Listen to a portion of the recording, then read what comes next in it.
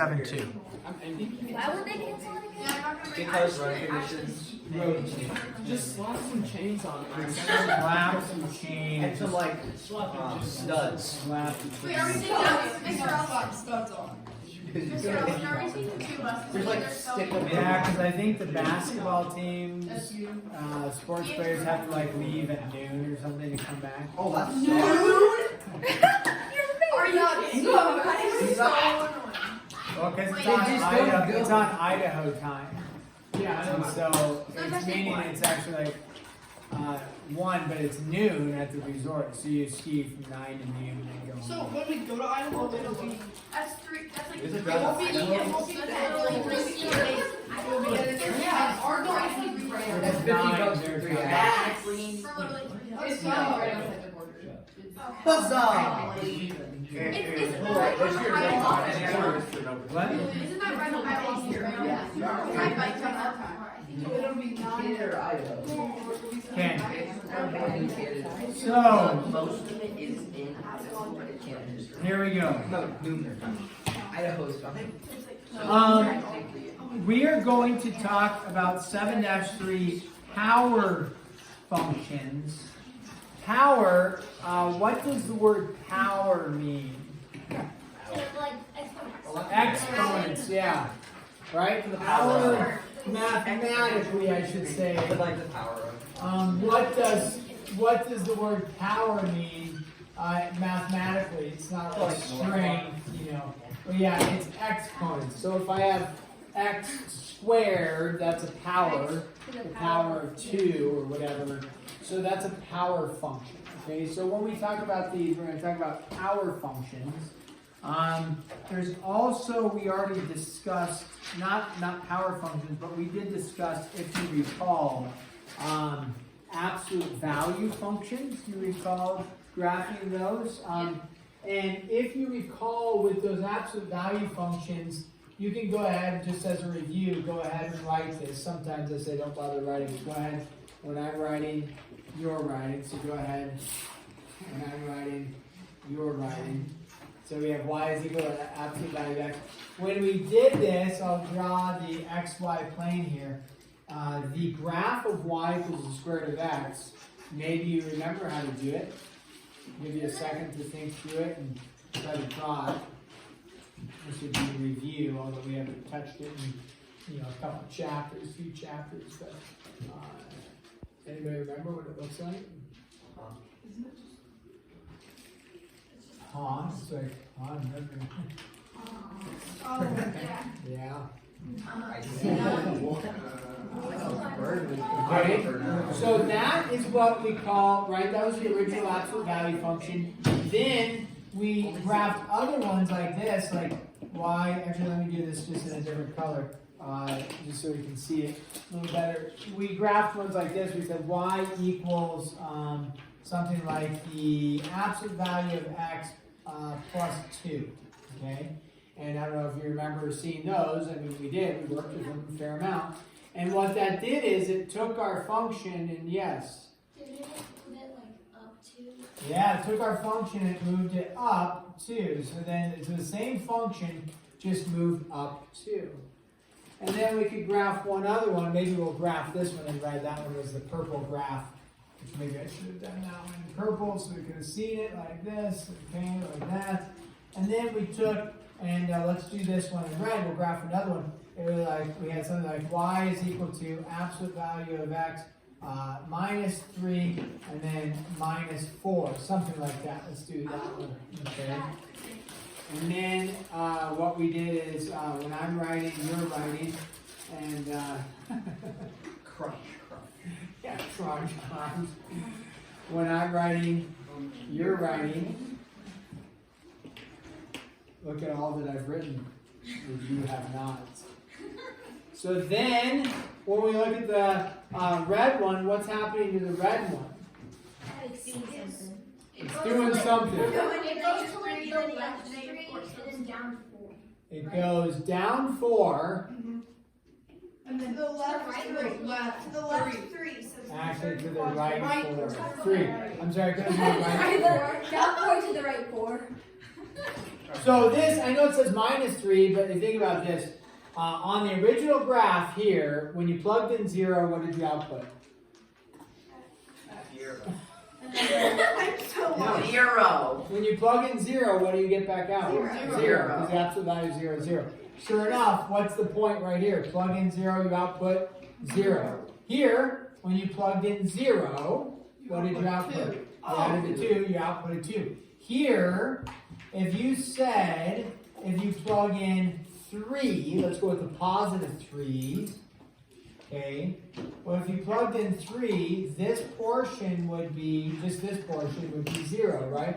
So that's why when you plug in 3, you're outputting 0 initially. Like if I erase this for a second, you plug in 3, you're outputting 0.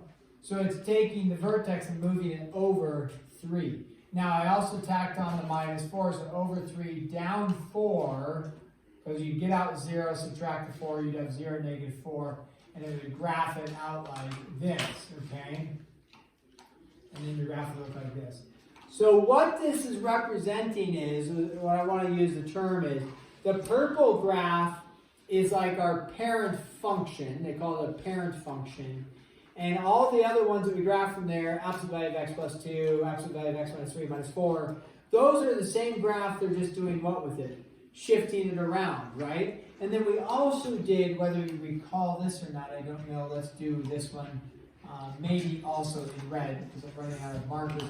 Do you remember like doing something like the 2 times the on the outside? That took our parent graph and yeah, it squished it together. So it took our parent graph and it just squished it together, made it a sharper V like that. That's what the absolute value, y equals the absolute value.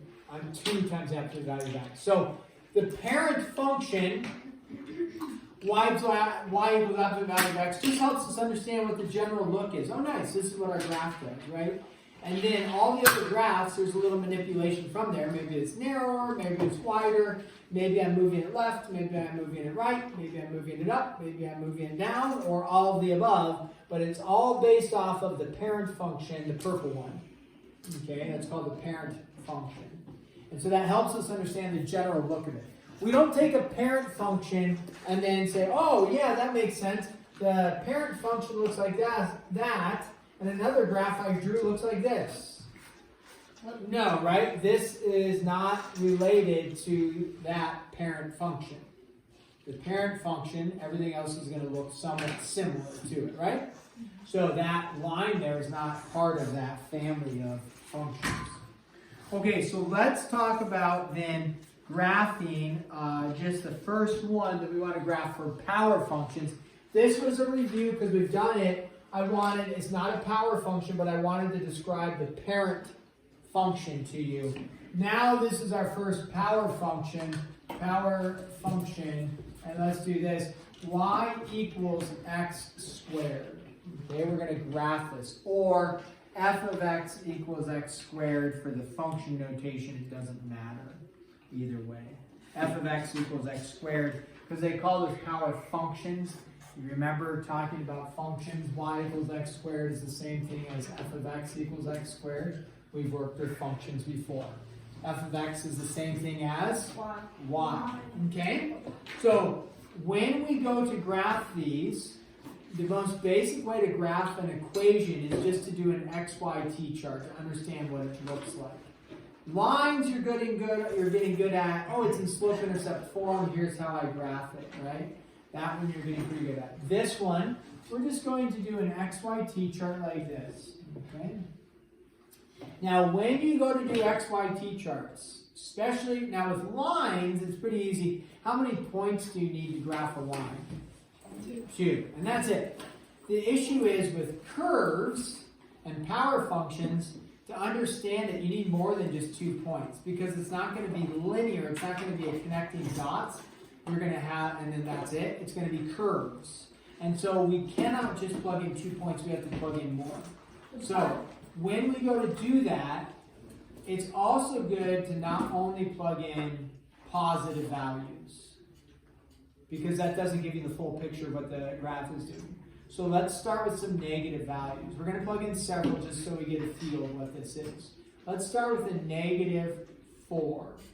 When I plug in -4 for x, what do I get out for y? Look at it. You all should be able to do the mental math. -4 squared is 16. Now, some of the challenges that people say it's -16, but we've talked about this a lot, is that when we're plugging this in, we're actually right, we're not, the negative is getting plugged into the x, therefore it's a -4 getting squared. The whole thing gets squared. So if the whole thing gets squared, what's a -4 times a -4? Positive 16. So then I plug in -3. What do you get out when you do a -3? 9. Okay, I want you guys to fill out these next values. And we're going to just go, up to 4 like that.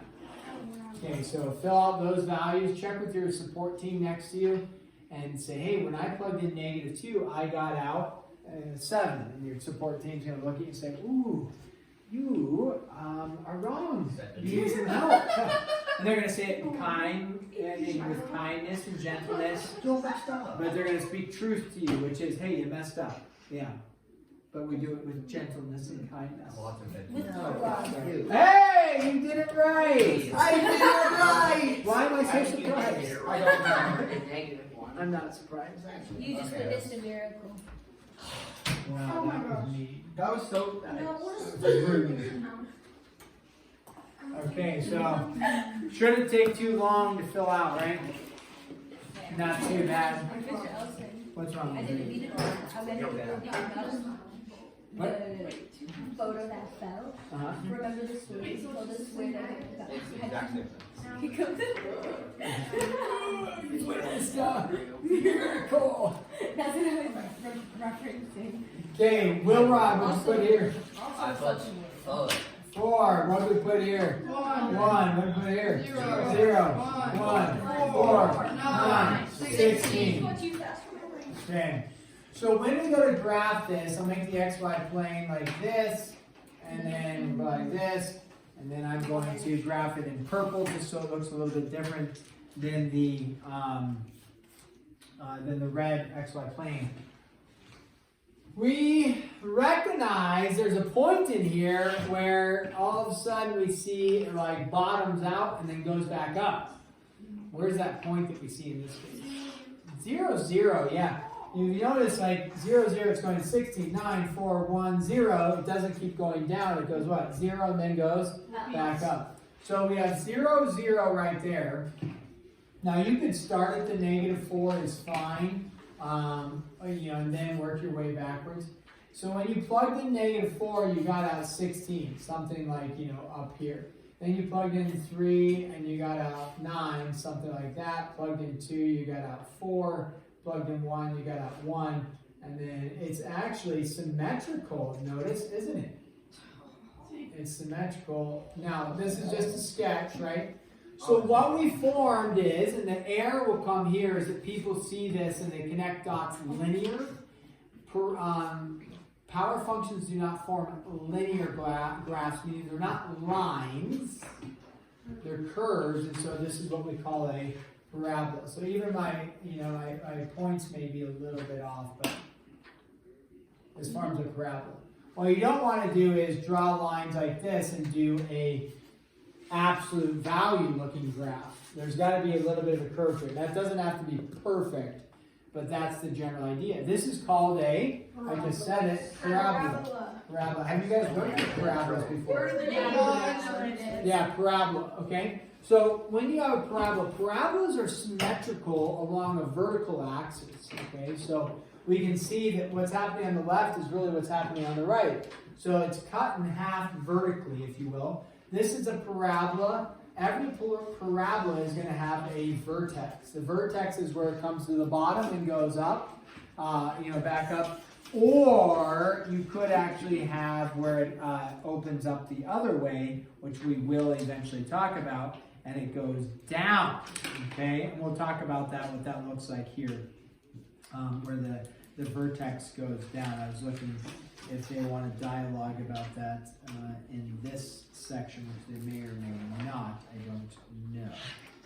So, with that, then, I think they're focusing on the positive ones opening up. So this parabola is what we say, by the way, make a note of this. This parabola opens up. This opens up. This parabola opens up. When it opens up, another thing to make a note of is it has a minimum value, right? It's got a minimum. The minimum is always going to be like on the vertex. This is a minimum value. Minimum value. And we end up using these types of equations for a lot of things, but we'll find the minimum, the smallest dimensions for making the area of something, or the volume of something, or the minimum cost on something. You want to figure out where the minimum cost is. You'll end up using equations, parabola, power functions, okay? Specifically, this is and I don't know, all these terms don't always get used. This is a power function. When it is x squared, I don't know if the book jumps into this type of terminology yet, but I am going to say this is when it's x squared, it's a quadratic, because I want to get that word out there right now. Quadratic functions are something being squared. A good note taker would write quadratic, but understand why is it quadratic? Because it's something being squared. Okay, so that's when you say quadratic, you think, something being squared. Quadratics are forming parabolas for us. Now we do end up having other types of quadratics, but our general quadratic understanding is it forms parabolas. And parabolas will either open up or down. We're going to focus on the ones that open up for now. Down isn't any more complex. It just has a negative in front of it, and it just flips it, focusing on going, it just opens up like that, goes down. So they're not like complex. It just throws a negative symbol in front and opens it down. So, yeah. Do you ever put them on their, is there ever a problem that will put it on its side? Yep, there is, and that's when you actually have a y squared equal to an x, not an x squared equal to a y. But we're not going to do those ones right now. But again, those ones aren't too complex either, because it's y squared. And so you're getting out, and same thing, except it opens sideways. You may. So let's do this. Let's graph another one. Nice thing is, this isn't going to be super complex. We're going to take our x squared. Okay, we've already done that. That is what we call our parent function, right? Similar to y equals absolute value of x. Okay. This is our parent function. Let's see what happens when, let's say I say plus 2. All right, now I drew that in red, but we're going to graph it in purple. Wait, isn't that just it? Now, Is that a quadratic? still a quadratic because it's x squared. So what we're going to see is that this is going to, just like the absolute value of x was the purple graph originally, and then we did a black graph where it moved it up to. What do you think the plus 2 is going to do to it if you had to guess? It's just going to move it up 2. It's the exact same graph, but it's going to move it up 2. Now, I want to show, which I think is worth showing, like an XYT chart for this. When you plug in -4, what's a -4 squared give you? 16. What's 16 plus 2? 18. When you plug in a -3, you got out 9. Add the 2, you get out 11. When you plug in -2, like Wilrod told us, you got out 4, but now we're going to add the 2 and you get out 6. And then you plugged in a -1, we got out 1, but you add the 2, so you get out 3. Now here's where we find what's going to happen when you plug in 0. 0 is 0, but then you add the 2 and you get out 2. So then, let's see, does it go and then work its way back up? When you plug in 1, what do you get back out? 3. When you plug in 2, what do you get back out? 6. Plug in 3, you get out 11. 4, you get out 18. So we see it didn't bottom out at 0, 0. Where did it bottom out at? 0, 2. 0, 2. Which you already stated for me. It's just the parabola graph moved up 2. So this is our parent function. That's the original. The plus 2 did what to it? Just moved it up 2. Okay. So now, what happens if we did one? I'll do it on the same graph. What happens if we go x squared minus, let's just pick 3 so we get a little different number in there. What do you think the minus 3 is going to do to it? Move it down 3. Let's just do a couple xy points, xy t-chart points on this and make sure we don't need to do all of them. So let's just check 3 points. Let's go with a -1, a 0, and a 1. Okay? When you plug in a -1 for this, okay, a -1 squared is 1. 1 minus 3 is -2. If you plug in 0, you end up with a -3. And when you plug in 1, 1 minus 3 is -2. Okay? So what we see is that our 0, remember back to our original, we had 0, 0. And then our other one here, we had 0, 2. It moved it up to. Here, it's 0 where? -3. So we'll do right, 1, 2, 3. 0, -3. And then it's -1, -2, 1, -2. And that's your vertex with a point on either side is enough to draw. Remember, it's not a line. It's not a, don't do this. Is that a parabola graph? No. So you have to remember, parabolas are forming like this curve. So it's our parent function. And then we're just going to go like this, right? And then it's going to curve up like this, curve up like that. And your parabola, my sketch isn't great. It's a little wonky in there, but that's the general idea, okay? So what did the -3 do? It moved it down 3, okay? So again, parent function right here, and then we're getting a movement up, and we're getting a movement down. So you actually don't really need to do a big XYT chart, and you say, it's x squared plus 2. I know what my x squared graph did. It looked like that. And then you say, plus 2, just move that thing up 2. -3, just move it down 2. Now, we have to include, we've just been doing a vertical with those two. What else are we going to include? Some sort of left and right. Same concept though. So I know it's a lot. This is a 2-day lecture. We're going to do a couple more examples right now with a movement left or right. And so let's talk about that. If I have, let's just do this one. We'll do it on a new set. Y is equal to x minus 2 squared. Let's just do this one without. Now, I know it's not a vertical because here the positive 2 was not being squared. It was its own separate deal. I could move that 2 over to the y. I could move it back and forth. It's not being squared. So it's attached to the y, even though it's attached to the x there, I can move it over. I could have written this as y minus 2 is equal to x squared. So it's connected to the y value. When our thing is getting squared, like the -2 there, x minus 2, when it's getting squared, it's connected to the x. That's a horizontal shift, a left-right switch. So let's go ahead and we're gonna graph this one. We'll do an XY table for it, XYT chart for it. Let's think through this. Before we do the XY table, it's our original graph. Our parent function looks like this. There's no up and down movement, I'm telling you that, because there's nothing attached on the outside. It's not like I have +7, which means, it moves it where? Up 7. So there's no attachment there. Okay. So there's no vertical movement. It's just going to be a left and right. True? Okay, true. So where do we move it? Left or right? What do we think? Right. Everything inside most of us says move it to the left, right? Why do we say move it to the left? Because it's negative.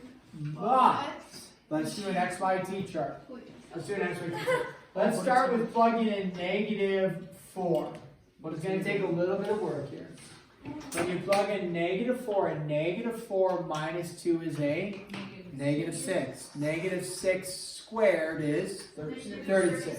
Now we're not going to actually graph that because the number's too high, but that's good. Negative 3. When we plug in negative 3, what do we get back out? Negative 3 minus 2 is negative 5.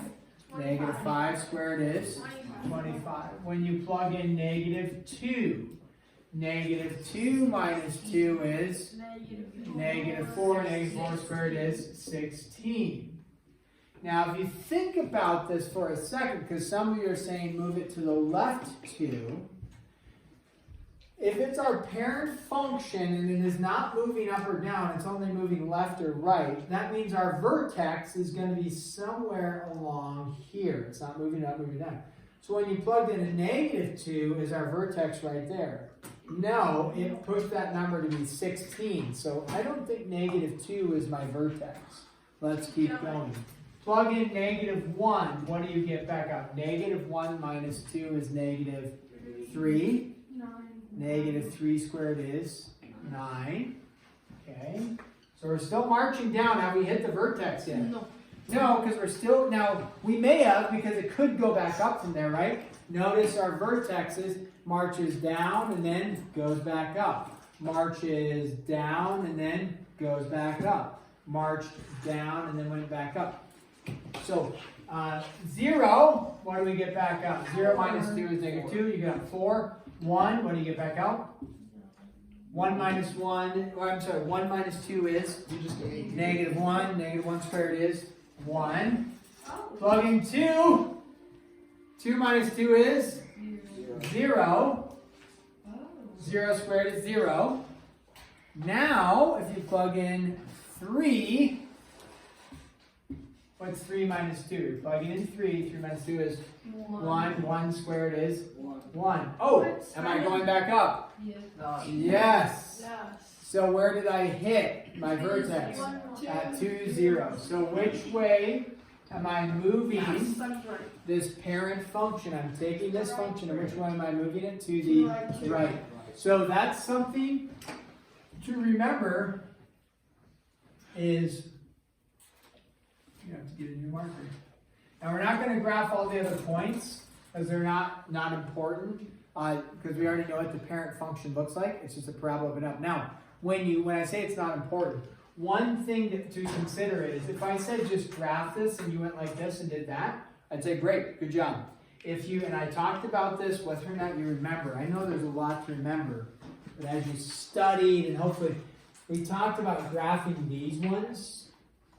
I said, if you're like within reason, I'll give you credit for how wide, how narrow. But I said, if you just make some egregious means like way off. If you said like, oh, here's my graph. I'd say like, no, we talked about this in class. The parent function looks something like this. Or if you say, oh, here's my parabola. Like, no, that's not the right. Yeah. So you say, okay, what's the parent function look like without any narrowing or widening? There's kind of this general look to it. If you want to just to double check it, plug in a couple points along the way and kind of get a feel for it, that's fine. But you could also just take this, graph it correctly. I'll do it in black. And this would be the general correct graph and say, yeah, that's x minus 2 quantity squared. Okay. Anybody else exhausted? Yeah. I just want to go ski. I just want to go ski. I I just want to go home. Me too. And then it's supposed to be this. Till like 11 at night. Last night. Wow. You were up until then? No, driving. Okay, so I want to show you one more. You can do this on graph paper in the back of the room. It's great. Plots and points. If you want to just do a sketch like we've been doing, that works as well. I like the graph paper. Gives me a little more, but when you're going to use a graph paper, it's going to be hard to find 18 and 11, but you can definitely do 6, 3, 2, 3, 6 easy. And it gives you a nice, helps you see the actual shape of the graphs. So that's not a bad thing to do. So let's go over just one more right now. And This one is going to say,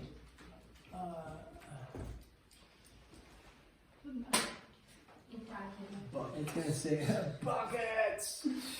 Okay, f of x equals, what does f of x equal? Let's do this one. X minus 15 squared. Oh, big number, but that's okay. Minus 9. So one of the things that the book may ask is state the coordinates of the vertex or point of inflection. Now we haven't talked, so as you go to do your homework, we haven't talked about point of inflection yet, and we're not going to get there today. But it'll say state the vertex. So everything we've been doing with power functions have been what types? Quadratic. The book will continue because our power functions are only x squared. Power functions. Now, they could be, a power is just an exponent, so could it be x cubed? Yeah. That's when we talk about points of inflection, okay? When we talk about quadratics, we're talking about the vertex. That's what we're looking for. When they talk about a cubic, x cubed, it's not going to look like this. And so it doesn't have a vertex. It has what they call a point of inflection. Don't worry about that right now. We'll hit that up tomorrow or Wednesday. So what they're asking is, well, for starters, we recognize, is this a cubic function? Is it something to the third power? No, it's something being what? Squared. So it's going to form a, what kind of graph? Parabola. So the vertex is what we're looking at. Now notice, what was our vertex in the parent function? 0, 0. Every other vertex, which unfortunately I erased the other two, every other vertex was moving it and shifting it, right? It moved it up, moved it down, and it changed the vertex. The vertex is always based off of, when it's in this format, it's based off of the numbers that are attached to the x and then a number that's on the outside of the x. So it may not even want you to graph it. It may just say, hey, what's my vertex here? Well, what are some possible numbers for the vertex? Okay, for this one it was 0, 0 because it was just x squared. So remember, the shifting of the graph, like in this case, it moved it over 2, right? So what are some possible numbers? I heard the number 9, I heard the number 15. Even if we don't do it correct, what are some other possibles that your brain might be telling you? Negative 9, 36, I don't know why, but yeah. Negative 9 and negative 15, right? In my mind, I see a negative 15 there, I see a negative 9 there. So this is going to take the work of recognizing where is it positive, where is it negative. If you see a negative 9 on the outside, is that moving the graph up or down or left or right? Down. Moving it down. So is it going to be my y or my x? If it's moving something on the down, on the vertical, it's going to be my y. Okay? So it's going to be connected to my y, so my option for the vertex is either positive 9 or it's a negative 9. Which way is it? I heard some people saying it correctly. It's moving it down 9, therefore it is only a negative 9. The challenge here on the x minus 15 is, since the 15 is connected to the x, it's going to be a left or right on the x-axis, so that's going to be in my x coordinate. It's either going to be a positive or a negative 15, one of them. It's not going to be a positive. It's going to be a positive based off of, remember what we did here? X minus 2 moved it to the right. How many? 2. So here, this is going to be a positive 15, which we don't write positive, we just write what? 15. So we now have a vertex of 15, negative 9. If you needed to graph it, super easy when you're sketching, rather than like on the grid marks and trying to figure out how you go over 15, call that 15, down 9, call this negative 9, down like that, something like that. And then remember the general look of a parabola. It's not like that, right? It's not like that. It's not super narrow. It's going to look something like this. And that, if you needed to sketch the graph, there you go. All of our parabolas so far that I've seen are opening up. I think we're going to stick with that theme, okay? So that's not too bad. when we add a cubic and a point of inflection, it's actually not too bad either. It's just going to be a little bit more, one more step to it. So, working, if this was a plus 15, It goes from negative. then you'd have to plug in a negative 15. Negative 15 plus 15 would be 0, and that's why it's a negative 15. Okay. If you can get started on this tonight, that'd be great, and then we'll go from there. So what do you think? Do you think there's better ones that we just kidding? Like, first thing out of your mouth after this passionate quadratic parabola lecture. Tomorrow's gonna be the best skiing of the year.